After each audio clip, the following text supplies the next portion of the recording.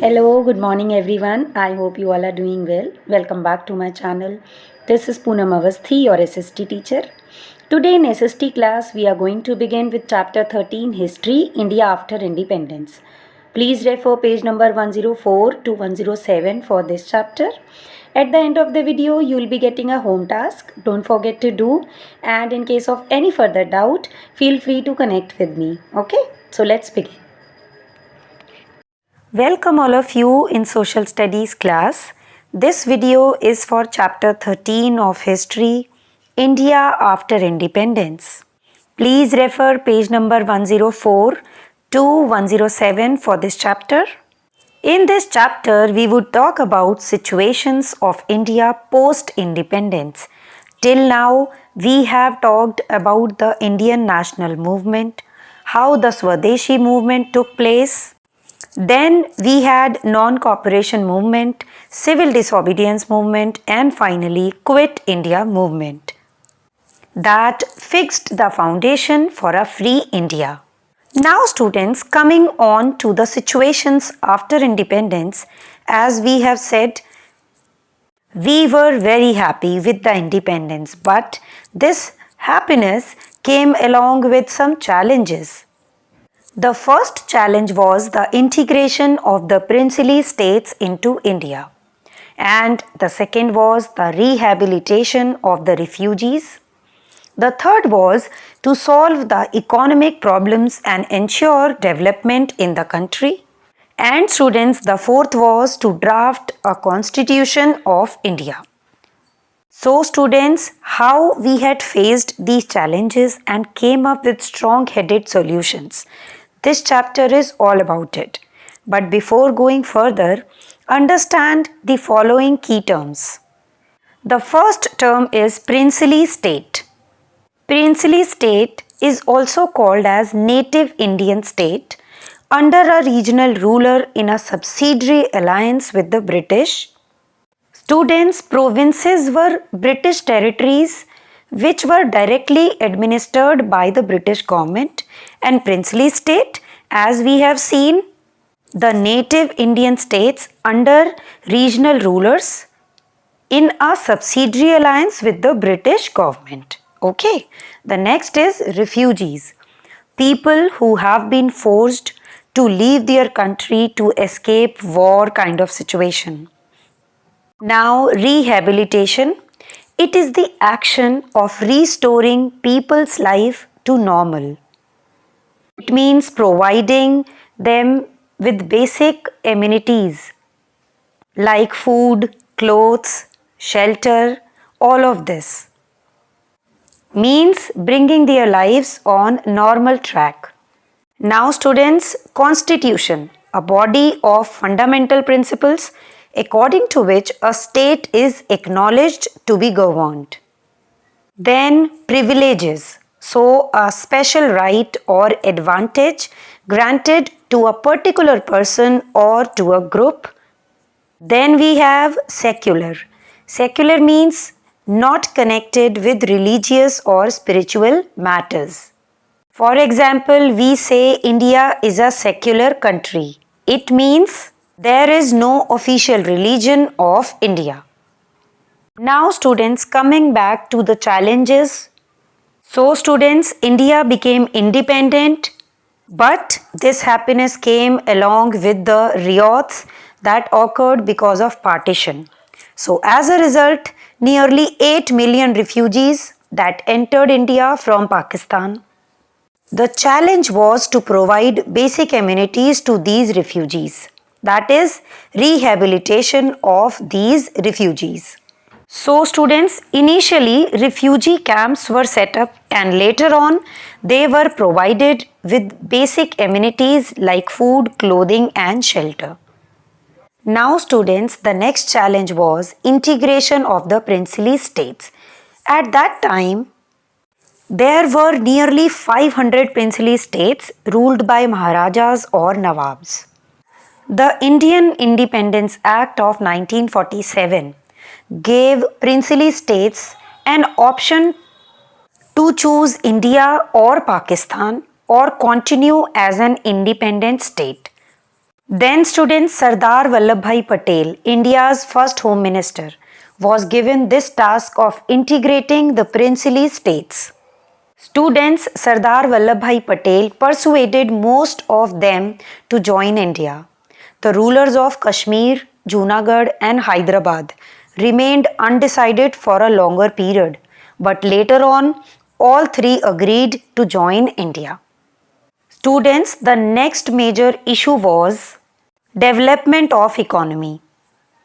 After partition, India faced many economic difficulties. Most of the rice and wheat producing areas went to Pakistan, which led to food shortages in India. Many Indian industries also faced a shortage of raw materials as jute and cotton growing areas were also now in Pakistan. So students, it became a great challenge for Indian government. The government had to find a solution to all these problems. So for this, there was a need to frame a constitution. Now coming on to the drafting of constitution. Between December 1946 and November 1949, we had drafting of constitution.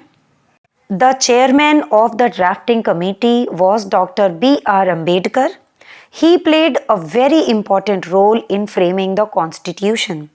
That is why he is known as the father of the Indian Constitution.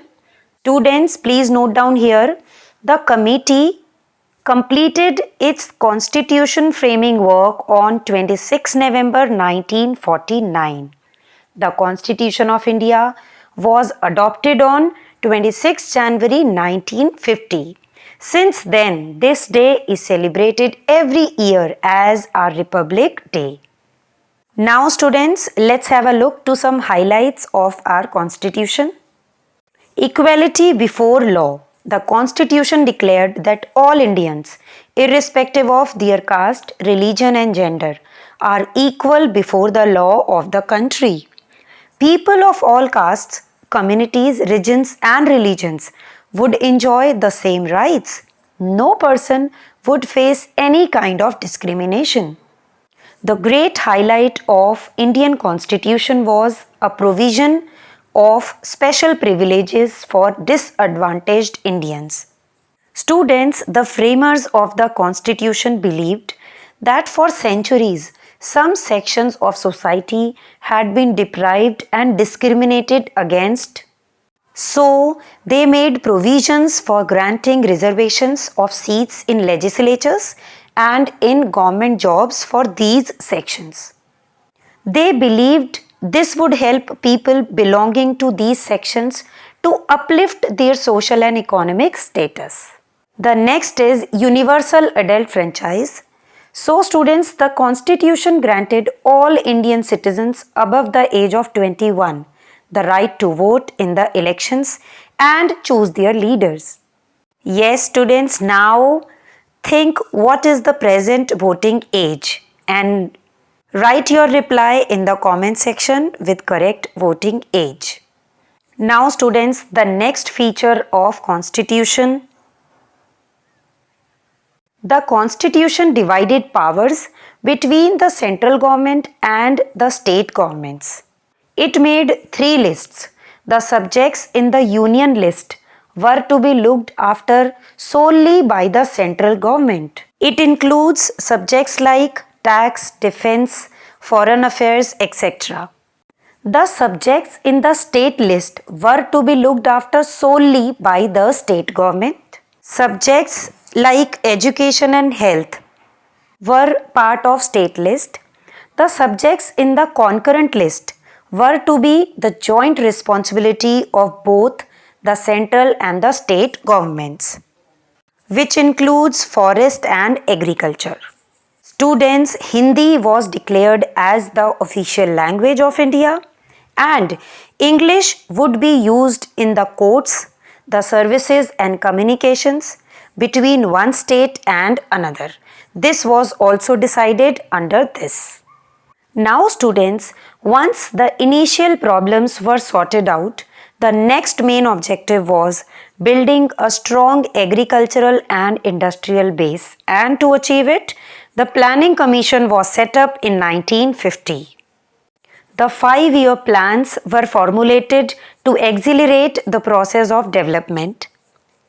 Students' 5-year plans were framed, executed, and monitored, checked by the Planning Commission.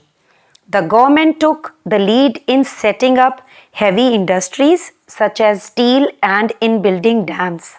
Jawaharlal Nehru, realizing the importance of dams, called them the temples of modern India. The public sector was given the responsibility of mobilizing resources and developing infrastructure.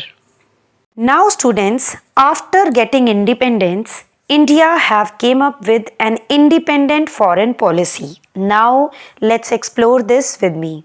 Students, the basis of India's foreign policy was peaceful coexistence. The 1950s and 1960s were the years of the Cold War between the USA and the former USSR. So students, an atmosphere of tension, distrust and fear was known as the Cold War. Here, the ideological conflicts and power rivalry between these two created this situation of Cold War. Students, at that time, these two powers were creating military alliances with other countries. In this context, Jawaharlal Nehru, Prime Minister and Foreign Minister of the newly independent India, adopted the foreign policy of non-alignment with any of the superpower USA or USSR. So students, India did not wish to ally itself with either because it was aware of the high price of military involvement. India tried to initiate a movement for world peace. Students, we Indians felt that peace did not mean only the absence of war. It also meant healthy cooperation among nations for the benefit of all. So this policy came to be defined as the policy of non-alignment. It also meant an independent approach towards world issues without being influenced by any bloc. So, India, along with 29 newly independent countries, passed a resolution of 5 principles of coexistence called the Panchsheel. After this, Panchsheel became the base of NAM or Non-Aligned Movement. Students, the non-aligned movement or NAM was the brainchild of Pandit Jawaharlal Nehru. He did not want to get involved in the Cold War. He was supported by leaders of Ghana, Egypt, Indonesia, and Yugoslavia. The first conference of the non-aligned countries was held in 1961, and students, it was attended by 25 member countries. Students, note here, presently over 130 countries are associated with the NAM. So students, it was an independent stand of India on international issues with this non-alignment foreign policy. Students, now think, we have celebrated 7 decades of independence.